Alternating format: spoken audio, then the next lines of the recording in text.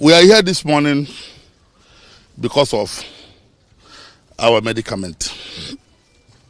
Since Tuesday, being 26th August this year, 2020, some team of government interministerial task force visited our business places precisely at Magazine at the moment. Though they said that they will do it the whole Kumasi and the Ashanti region at large, that they're going to close all Nigerian shops. Why I say all Nigerian shops is that, to the best of our knowledge and in our record, they have never visited any other foreigners as far as Ashanti is concerned, only Nigerians. At the moment, we have recorded about 91 or so shops closed down, totally owned by Nigerians. So that's why we think it will be a very good thing to let the whole world, especially our government, the Nigerian government, our dear hard-working president, His Excellency General Muhammadu Buhari, to quickly come to our aid, because we are dying. Seriously, we are dying in Ghana now as I'm talking to you. All our shops have totally closed down. Reason best known to them, though they are saying that we did not meet up with the requirement. I don't know the requirement they are talking about. First of all, let me start from this gentleman here. Look at this company. This company, Metal Crown Ghana Limited, registered with GIPC. GIPC. This shows that this young man here have bring in equity of $1 million here in Ghana to transact his business, and he's pay all the necessary taxes. Look at his documents. This is documents. This is the this thing PAYE, which shows that all his workers and him himself, they have paid all their pay as you earn till last month, which this month you have to pay this month by next month. This is VAT, to show that he have paid his VAT completely. He's not owing anything at Ghana Internal Revenue Authority. This is certificate of registration, incorporation, and the comments. This is his passport and his resident permit. Let me say something about this resident permit. This resident permit we are seeing now, I'm telling you that some of us are not having it now. I have to be very sincere, because of the measure they put on it since January. Now we know the reason why. The reason behind that is total conspiracy. You know, it's a deliberate act that since January, all of our people whom their resident permit have expired cannot get it. You go to immigration office. Normally, this resident permit, we normally use 400 cedis to get it. When you obtain your non-citizen ID card, which is $120, then you pay 400 Ghana cedis, then you get this this resident permit. But this year, they have never given it to any Nigerian. Whenever you submit your documents, they will tell you, oh, hold on, do this, do that. At the end of the day, they will not give it to you. Is this of recent? When we hear about this, their exercise, when they start announcing it, that some of us force ourselves to get it by all means. And you know what it is in Africa? It's a pure business to immigration now. Some of our people pay as big as $1,000 to get this resident permit. Some pay $700, $800. The least you can pay is $500 or $600. They're not even charging dollar, not even in local currency. In Ghana here. That is the reason why some of us now are having this resident permit. Because some who are not having, don't have access, and not everybody even have opportunity to know an immigration officer who will help you, because not every immigration can do it for you. Not when you see immigration on the road, he will do it for you, but unless you have connection with maybe the big man on top before you can get it. That is the reason why a majority of our people now are not having, no, I cannot say majority, but many of our people are not having this resident permit. But I can assure you, all these people you are seeing here will show you their last year resident permit, duly renewed. But this year, they cannot get it because of the plan the government have in us. So what are we talking about? We are just pleading with our government to come to our aid. If the government have already made it clear that they don't want us here in Ghana. Let our government come and help us.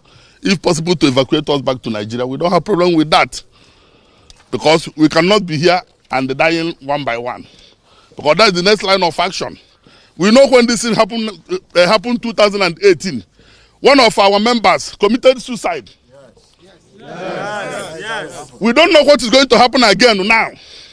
A lot of people now are crying because for almost since March till now, nobody is in business because of COVID-19. Yes. We just started business just about 2 months ago, and this is what is happening to us.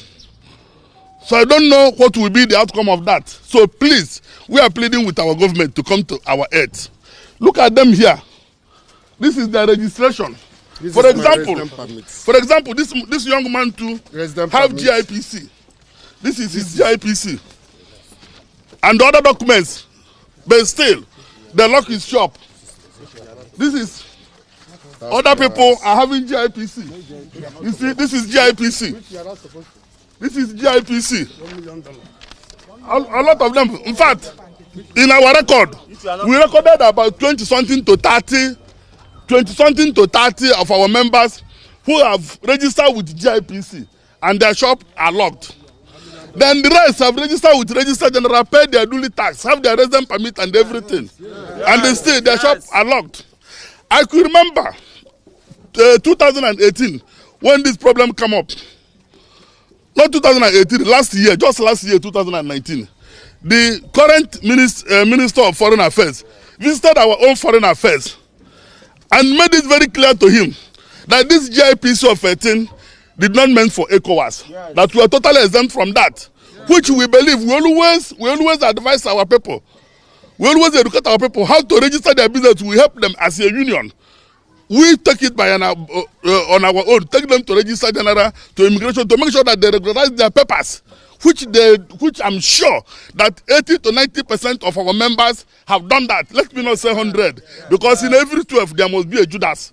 So I cannot say 100%, but I'm assuring you that over 80 to 90% of our members have registered their business, paid their duty taxes, and do whatever government asks them to do. But still they lock our shop. We don't know the reason. So we are pleading, let the whole world hear our voice.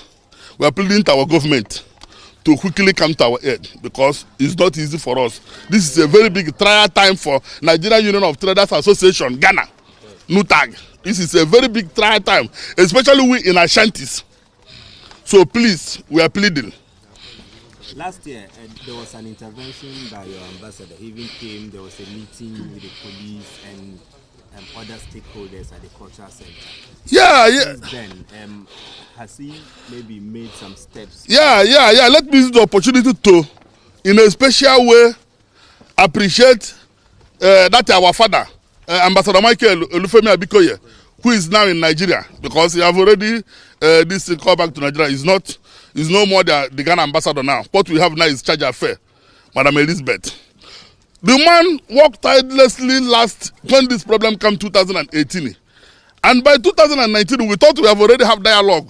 We even in Ashanti here, in Ashanti region here, we organize a very good seminar, which we invite all the stakeholders. We invite police, immigration, Register General, GIPs, all the necessary institutions. We invite them to come. We have a dialogue with them. And they really appreciate us. They say, yes, we are trying. They even, in fact, they applaud our union very well. So we thought that this problem is over, not knowing that in fact, this is the beginning time. So that is the situation. So we thought that time that we have resolved everything. Our ambassador was here and meet one-on-one with them. We thought that the whole problem had been solved, not knowing that nothing has happened. So that is where we are now. Do you feel targeted as Nigerian traders in Ghana? Oh, we totally feel targeted. Yes. Nigerian traders are wholeheartedly targeted. You know, sometimes,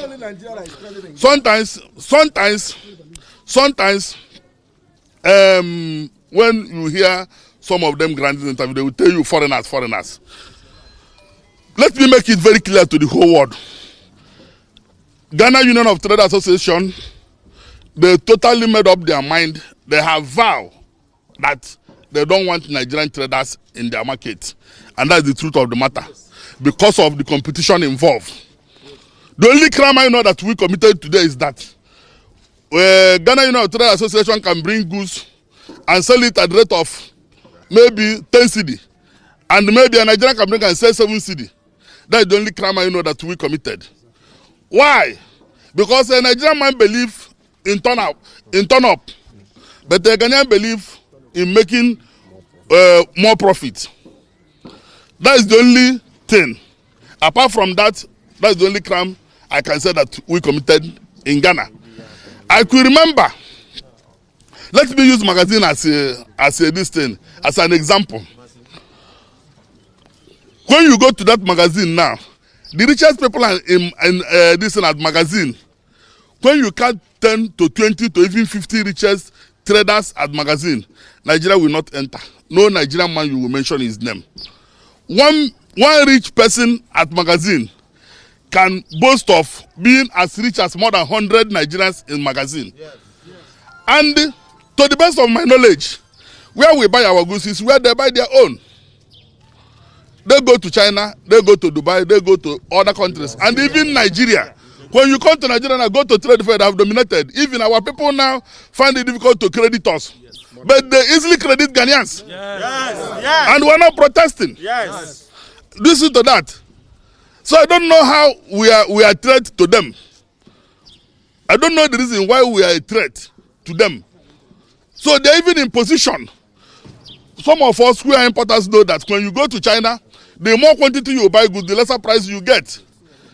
If I go to China now with $10,000, someone who buy the same item with $100,000 or even $500,000 can even sell my cost price. That is a pure evidence. Everybody knows that. So they are in position to even sell cheaper than us. But I don't know their problem.